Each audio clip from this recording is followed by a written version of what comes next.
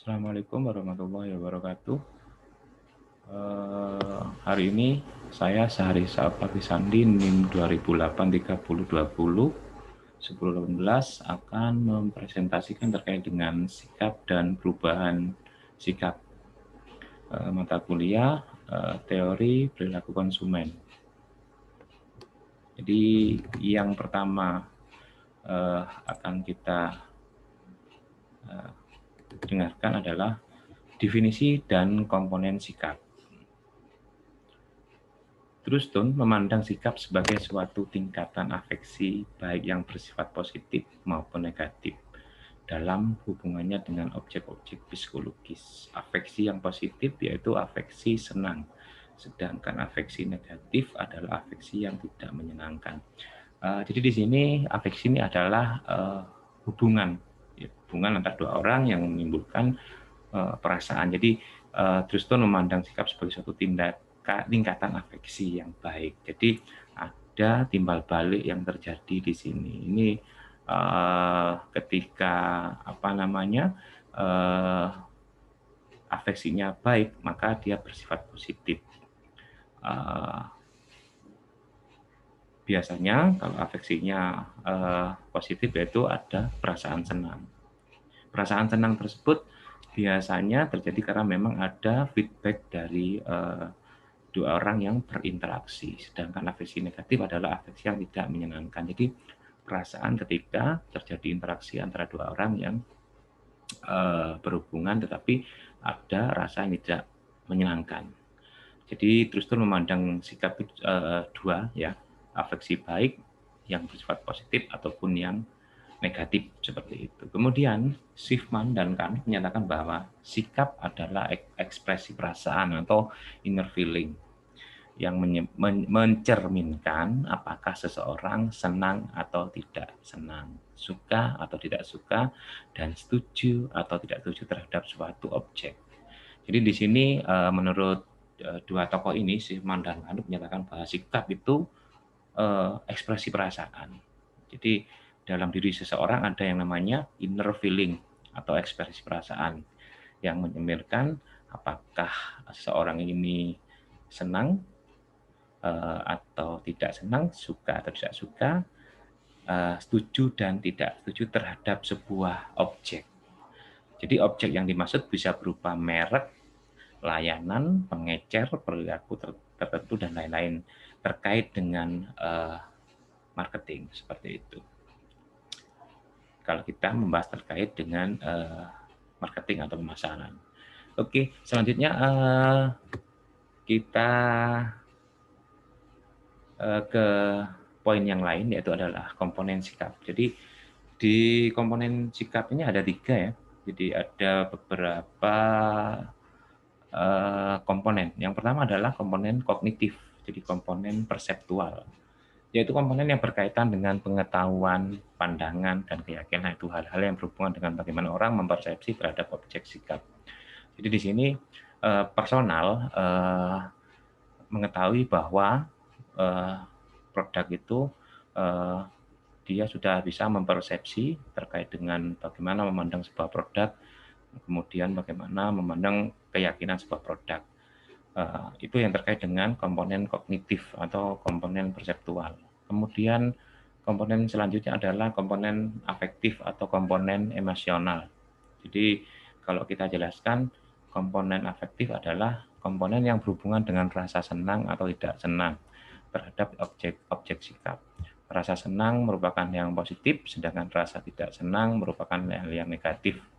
Komponen ini menunjukkan arah sikap yang positif dan negatif. Jadi ketika berbicara tentang komponen afektif, jadi kita berbicara tentang personal dan orang lain. Karena afektif ini timbul adanya interaksi antara satu dengan yang lainnya, menimbulkan sebuah afektif atau komponen emosional. Komponen emosional ini tercipta karena ada feedback dari sebuah komunikasi atau interaksi antar personal. Selanjutnya adalah komponen konatif atau komponen perilaku, yaitu komponen yang berhubungan dengan kecenderungan bertindak terhadap objek sikap. komponen ini menunjukkan intensitas sikap, yaitu menunjukkan besar kecilnya kecenderungan bertindak atau berperilaku seseorang terhadap objek sikap. Jadi di komponen konatif ini, komponen perilaku ini terkait dengan personal seseorang, bagaimana dia mempersepsikan sebuah produk dengan menggunakan intuisi sikap seperti itu. Jadi intensitas sikapnya bisa lebih cenderung besar atau kecil itu terkait dengan perilakunya. Bagaimana seseorang atau personal itu memahami atau mempersepsi sebuah produk. Itu tadi adalah komponen sikap, terdiri dari 3 ya. Kemudian selanjutnya adalah peran sikap dalam strategi pemasaran. Jadi pengukuran sikap konsumen bagi pemasar merupakan hal yang sangat penting. Dengan mengetahui sikap, pemasar dapat mengidentifikasi segmen manfaat, mengembangkan produk baru, dan memperformulasikan serta evaluasi strategi promosional. Jadi di sini urgensi dari pengukuran sikap ini sangat penting sekali ya, karena kita mengetahui sikap itu kita dapat dapat memberikan sebuah identifikasi ya, bagaimana kita nanti bisa mengetahui manfaat, kemudian bisa mendevelop sebuah produk atau mengembangkan produk, dan bagaimana kita nanti bisa memformulasikan ataupun mengevaluasi strategi promosional. Jadi dari sikap ini nanti kita dapat menciptakan sebuah strategi bagaimana kita mempromosikan sebuah produk. Kemudian statement yang lain, pemahaman sikap konsumen merupakan hal yang sangat krusial. Pengembangan produk dapat dilakukan dengan terlebih dahulu mengetahui sikap konsumen. Mengukur sikap konsumen dapat dilakukan dengan cara menyebarkan kuesioner kepada kelompok konsumen sasaran yang sebelumnya telah diidentifikasi. Jadi di statement ini ada beberapa alur yang sangat penting sekali, yaitu yang pertama adalah sikap. Bagaimana sebuah produk itu dikembangkan itu berrelevansi dengan sikap. Kemudian bagaimana selanjutnya adalah kita menyebarkan kuesioner pada kelompok konsumen sasaran yang sebelumnya sudah diidentifikasi. Jadi kita sebar kuesioner, kemudian kita dapat mengidentifikasi dan membuat sebuah strategi. Jadi pemahaman sikap ini sangat krusial sekali terhadap pengembangan sebuah produk dan lain-lainnya. Kemudian kelompok konsumen itu bisa didasarkan pada demografi, kelas sosial, dan gaya hidup. Terhadap segmen sasaran itu, sejumlah pertanyaan mengenai produk yang akan dikembangkan diajukan dengan mendasarkan pada sikap dan penilaian segmen konsumen, itulah pengembangan produk dilakukan. Jadi pengelompokan konsumen itu bisa didasarkan pada demografi ya. Jadi demografi itu adalah wilayah, kelas sosial ini adalah tingkatan atau istilahnya ini bagian ya. Jadi kelas sosial itu misalnya ini ada yang tidak mampu, dan kaya, mungkin seperti itu, ataupun dengan gaya hidup konsumtif ataupun yang tidak konsumtif seperti itu. Jadi dari situ kita nanti dapat memberikan sebuah segmen sasaran mengenai produk yang akan kita kembangkan. Dengan mendasarkan pada sikap dan penilaian segmen konsumen, itulah pengembangan produk dapat dikembangkan. Kemudian selanjutnya adalah terkait peran sikap dalam strategi pemasaran. Jadi sikap konsumen merupakan hal yang sangat penting dalam pengembangan strategi promosi. Sebuah contoh, misalnya jika sikap konsumen dari segmen pasar yang telah diidentifikasi menginginkan produk yang mudah dibawa dan mampu menyelesaikan segala persoalan untuk produk komputer laptop. Jadi di sini ini ada case study terkait dengan produk mobile yang bisa dibawa kemana-mana. Relevansinya dengan sikap adalah jadi di sini kita bisa mengembangkan bagaimana strategi promosi yang akan kita kembangkan. Itu dari parameter sikap konsumen. Terkait dengan case study tadi, ini ada produk komputer laptop, maka strategi promosinya harus menekankan pada penggambaran mobilitas dan penyelesaian persoalan dengan cepat. Jadi di sini terkait dengan komputer laptop, maka seseorang yang yang terus berpindah tempat itu adalah membutuhkan yang mobilitas yang sangat tinggi dan dapat menyelesaikan persoalan dengan cepat. Jadi dimanapun berada kita sudah bisa menggunakan laptop tersebut, maka iklan yang dirancang bisa dengan menampilkan orang yang super sibuk dengan setumpuk masalah dan pekerjaan. Misalnya, dan ketika menggunakan laptop Mac tertentu, persoalan dan pekerjaan itu bisa diselesaikan dengan cepat dan baik. Jadi intinya di sini kita bisa mengembangkan strategi promosi dari sikap konsumen terkait dengan komputer dan laptop ini, maka yang dibutuhkan adalah mobilitas yang tinggi dimanapun berada, seperti itu. Kemudian yang selanjutnya adalah kita berbicara tentang hubungan kepercayaan dan sikap. Sikap atau attitude konsumen adalah faktor penting yang akan mempengaruhi keputusan konsumen. Konsep sikap sangat terkait dengan konsep kepercayaan, trust, dan perilaku atau behavior. Jadi sikap ini adalah penting sekali bagi pembuat strategi pemasaran, karena dari sikap ini akan mempengaruhi keputusan konsumen. Sikap itu sangat terkait dengan bagaimana seorang konsumen itu percaya atau trust, dan bagaimana perilaku atau behaviornya yang kita nanti jadikan sebuah parameter terkait dengan konsumen ini. Kemudian di sini ada statement dari Mowen dan Minor menyebutkan bahwa istilah pembentukan sikap konsumen atau customer attitude formation seringkali menggambarkan hubungan antara kepercayaan sikap dan perilaku. Jadi Mowen dan Minor ini meriset bahwa ada hubungan antara kepercayaan sikap dan perilaku terkait dengan pembentukan sikap konsumen. Jadi apabila konsumen tersebut ada trust, ada attitude, dan ada behavior, maka ini terjadi sebuah pembentukan sikap konsumen. Selanjutnya adalah kepercayaan sikap dan perilaku memiliki hubungan timbal balik yang saling mempengaruhi dalam pengambilan keputusan. Ketiganya saling mempengaruhi, yang mana kepercayaan akan mempengaruhi seseorang dalam bersikap, sikap seseorang akan membentuk perilaku seseorang. Jadi hubungan kepercayaan dan sikap atau kepercayaan ini mempunyai hubungan timbal balik atau feedback. Jadi di sini ada sebuah interaksi atau komunikasi. Ketika interaksi dan komunikasi terjalin, maka ada sebuah kepercayaan di situ. Dan ketiganya itu saling mempengaruhi antara kepercayaan, sikap, dan perilaku. Jadi mereka saling berhubungan, dan ini adalah poin paling penting dalam sikap konsumen.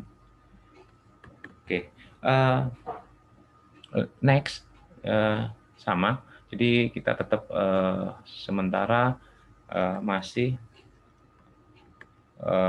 mohon maaf.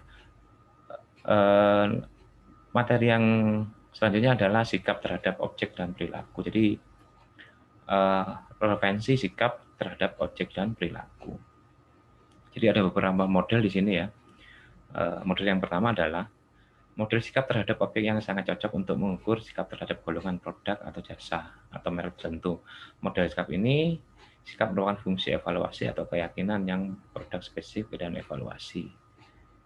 Jadi sikap pada statement yang pertama ini digunakan untuk mengukur sikap terhadap golongan produk atau merek tertentu.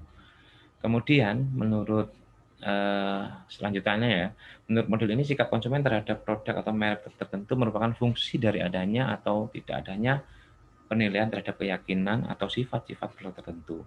Dengan kata lain, konsumen biasanya mempunyai sikap yang menyenangkan terhadap merek yang mereka percaya, mempunyai tingkat sifat-sifat yang memadai dan mereka nilai positif, dan mereka mempunyai sikap yang tidak menyenangkan terhadap merek-merek yang mereka rasa tidak mempunyai tingkat memadai dan mempunyai sifat-sifat yang diingini atau mempunyai terlalu banyak sifat-sifat negatif atau tidak diingini. Jadi terkait model sikap konsumen ini, jadi ini ada hubungannya dengan perasaan seseorang atau customer atau konsumen. Apabila mereka percaya, maka mereka mempunyai tingkat sifat-sifat yang memadai dan mereka nilai positif.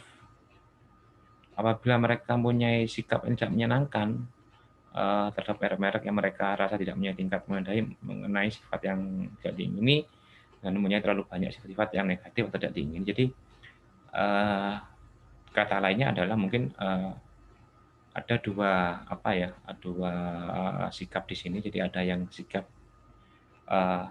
tidak senang maupun senang. Jadi mungkin ini kesimpulannya seperti ini. Jadi ini terkait dengan model sikap terhadap objek. Sangat cocok untuk mengukur sikap terhadap golongan produk atau jasa merek tertentu. Kemudian model sikap terhadap perilaku. Jadi kalau yang tadi kita bahas adalah model sikap terhadap objek yang sangat cocok untuk mengatur sikap. Kalau yang sekarang adalah model sikap terhadap perilaku. Di sini kita berbicara tentang relevansi sikap terhadap perilaku. Jadi model sikap terhadap perilaku merupakan sikap individu dalam berperilaku atau bertindak terhadap objek tertentu, dan bukannya sikap terhadap objek itu sendiri. Jadi teori model tindakan yang beralasan, sebuah model sikap yang komprehensif dan integratif. Daya tarik model sikap terhadap perilaku adalah bahwa model ini kelihatan agak lebih mendekati perilaku yang sebenarnya daripada model sikap terhadap objek. Jadi perbedaannya adalah kalau tadi adalah terhadap sikap, yang ini ada terhadap perilaku. Jadi sikap itu adalah dari dalam diri seseorang, kalau perilaku ini adalah tindakannya. Jadi seperti itu. Jadi perbedaan adalah di situ ya. Jadi antara sikap dan perilaku.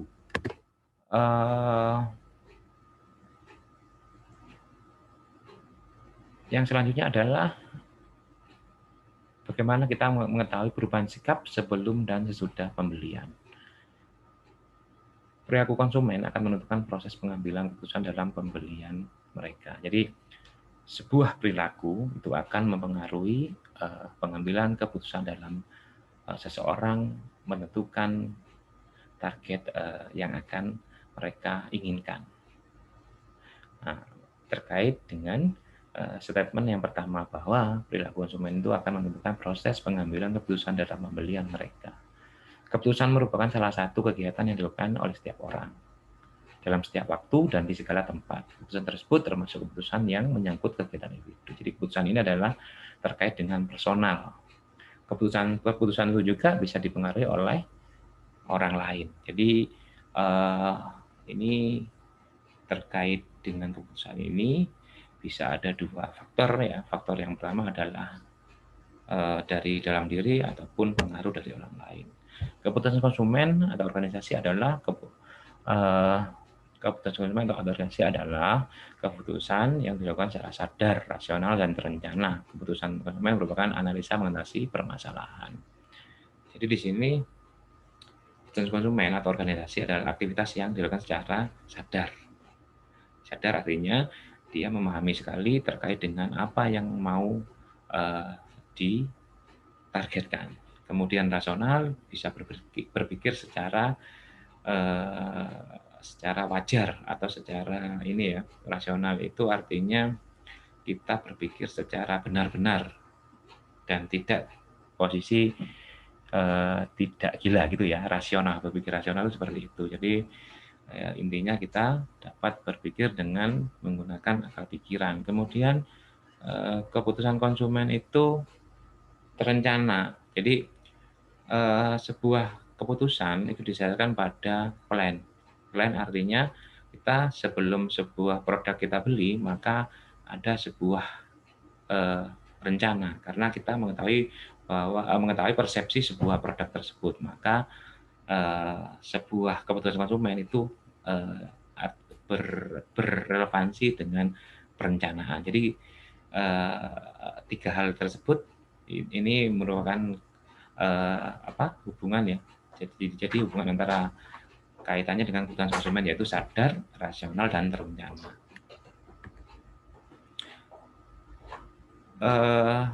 Selanjutnya adalah masih tetap di perubahan sikap dan sebelum dan sesudah pembelian. Jadi ada beberapa riset di sini ya. Beberapa riset yang dilakukan adalah Lupiadi di tahun 2001 dan Sadeli dan Ukas di tahun 2000, bahwa keputusan konsumen itu sendiri diartikan sebagai suatu keputusan konsumen untuk membeli atau menggunakan jasa tertentu yang ditawarkan dengan adanya niat untuk melakukan. Jadi keputusan konsumen itu didasarkan pada niat. Ya, niat itu ada dalam diri kita sendiri. Jadi yang berhubungan sekali dengan tadi, kita sudah memahami, berpikir rasional, terencana. Nah, yang menjadi kebulatannya adalah niat. Itu menurut Lupiadi. Kemudian yang lainnya adalah digunakan Sadeli dan Ukas, bahwa keputusan merupakan dorongan serta keinginan yang merupakan tenaga penggerak yang berasal dari dalam diri seseorang untuk jadi keputusan atau pembangkit daya gerak yang berbuat sesuatu dalam rangka mencapai keputusan dan tujuan. Jadi menurut Sadeli dan Ukas ini, keputusan itu adalah berasal dari dalam diri seseorang, ya, inner, ya, dalam diri, bahwa semua kegiatan untuk pengambilan keputusan itu adalah berasal dari dalam diri seseorang. Gitu. Ini adalah riset yang pernah dilakukan terkait dengan perubahan sikap sebelum dan sesudah pembelian. Kemudian di sini juga ada sebuah riset di tahun 2000 oleh Sutisna. Jadi pengambilan keputusan oleh konsumen untuk melakukan pembedaan suatu produk diawali dari adanya kesadaran atas pemenuhan kebutuhan dan keinginan. Jadi keputusan diambil karena yang pertama ada keinginan, kebutuhan dan keinginan, seperti itu. Jadi setelah ada kebutuhan keinginan, maka sadar untuk terjadi sebuah keputusan. Kemudian pengertian keputusan pembelian termasuk untuk membeli dan menggunakan produk jasa merupakan perumusan beraneka alternatif tindakan dalam menggarap situasi yang dihadapi serta penetapan pilihan yang tepat antara beralternatif yang tersedia setelah didialogkan penjelasan mengenai keefektifan masing-masing untuk mencapai sasaran para pengambil keputusan. Jadi di sini ada beberapa alternatif yang dilakukan dalam sebuah keputusan. Jadi dari alternatif ini nanti ada satu keputusan, maka konklusinya untuk Sutisna ini mungkin yang pertama adalah kesadaran atas pemenuhan kebutuhan dan keinginan. Dari situ kita dapat mengetahui apa alternatif yang dapat diambil sebelum nanti terjadi sebuah pengambilan keputusan. Selanjutnya, yang terakhir mungkin ya, implikasi pemasar dari sikap dan perubahan sikap. Jadi di sini menurut Angel, Blackwell, dan Minat tahun 94 halaman 337, sikap berguna bagi pemasar dalam banyak hal, diantaranya sikap kerap digunakan untuk menilai keefektifan kegiatan pemasar. Kemudian sikap dapat membantu mengevaluasi tindakan pemasaran sebelum dilaksanakan di dalam pasar. Sikap juga sangat berhasil dalam bentuk pangsa pasar dan memilih pangsa target. Salah satu rancangan terhadap pemasaran melibatkan pembagian pasar berdasarkan pada berapa besar dukungan konsumen terhadap produk. Jadi sikap ini yang poin pertama kalau disimpulkan, sikap ini punya ini ya, keefektifan terkait dengan kegiatan memasar. Jadi sebelum kita mendevelop, mengembangkan sebuah produk, maka parameternya adalah sikap. Nah, dari sikap ini nanti kita mengetahui bagaimana tindakan atau strategi pemasaran. Kemudian poin B-nya, sikap dapat membantu mengevaluasi tindakan pemasaran sebelum dilaksanakan di dalam pasar. Jadi sebelum terjadi assessment atau penilaian, maka yang pertama dilakukan adalah bagaimana kita mengetahui sikap konsumen. Jadi ini nanti berimplikasi pada tindakan pasar sebelum dilaksanakan di dalam pasar. Istilahnya dipasarkan seperti itu. Jadi sikap itu dapat membantu pengevaluasi. Jadi seperti itu. Jadi sebelum dipasarkan maka parameternya adalah sikap dari konsumen tersebut. Kemudian yang C adalah sikap juga sangat berhasil dengan membentuk pangsa pasar dan memilih pangsa target. Jadi sikap ini juga dari sikap customer ini juga kita dapat membentuk pangsa pasar. Kita dapat membuat sebuah strategi untuk membentuk pangsa pasar. Kemudian dapat memilih pangsa pasar seperti itu. Jadi itu poin C. Jadi poinnya adalah sikap itu dapat membentuk sebuah pangsa pasar dan mohon maaf, sikap juga sangat berhasil dalam bentuk pangsa pasar dan memilih pangsa target. Jadi di sikap ini berpengaruh, mempunyai pengaruh untuk pembentukan sebuah pangsa pasar dan memilih pangsa target. Mungkin ini saja presentasi dari saya. Harapannya teman-teman dan Ibu Diah dapat memberikan masukan maupun pertanyaan. Demikian presentasi yang bisa saya berikan hari ini terkait dengan sikap dan perubahan sikap. Bila ada kata yang belum berkenan, mohon dibantu untuk lebih baik lagi. Saya akhiri. Assalamualaikum warahmatullahi wabarakatuh.